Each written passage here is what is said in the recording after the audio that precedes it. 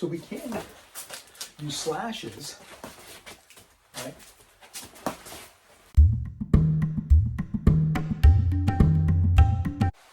Ooh, like an icebox in this garage. But listen, we had a community member, Jeffrey Fletcher, ask a question. And he just wanted to know what I thought about this. He said, in this type of drill, this was from the last video, and I'll link to it up here somewhere or a little bit later in the video, what targets are you visualizing having access to after the defanging the snake motion? And also, if the mukjong has a leg attachment, would you incorporate the action of dropping under the attack line to cut the knee, inside, outside, or back of? And I thought this was an interesting question. Thanks, Jeffrey. I wanted to address that. Okay, so this is how I look at it. When I was doing the video originally, I was just doing some free flow. So coming in, cutting, and I was really more concerned with moving around the mukjong, the wooden dummy, and playing around with some concepts. The same thing with the bag, whether it was doing just some basic cuts and some pushes. That's what I was kind of looking at. Now, when we look at targeting, you can see I'm wearing a jacket. So slashes, if this were real life, may or may not get through this. So we have to think about where we are, what type of a knife do we have on us that we're going to press in the surface to protect ourselves, what targets are available at the time. When we're looking at arms, I could be way out here, Doc.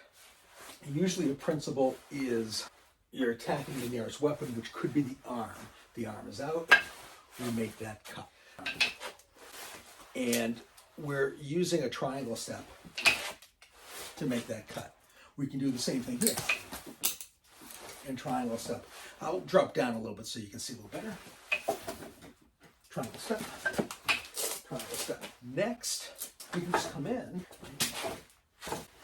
And of course, this is self-defense, so it could look like this, right? Boom. Moving out of the way, or moving out of the way, and then we're going to go this way if we can. We're going to get away. So we can use slashes, right?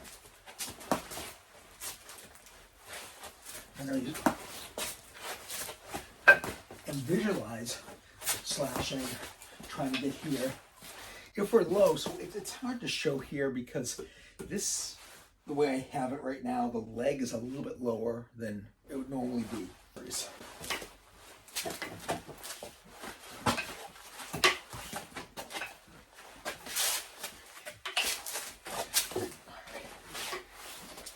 Now, as for dropping down, it's a possibility. If I get hit and I'm already down, and as I'm getting up, maybe I could cut. I'm going to say that I would always cut behind the leg unless I'm just trying to get that cut in. Again, I'm wearing jeans.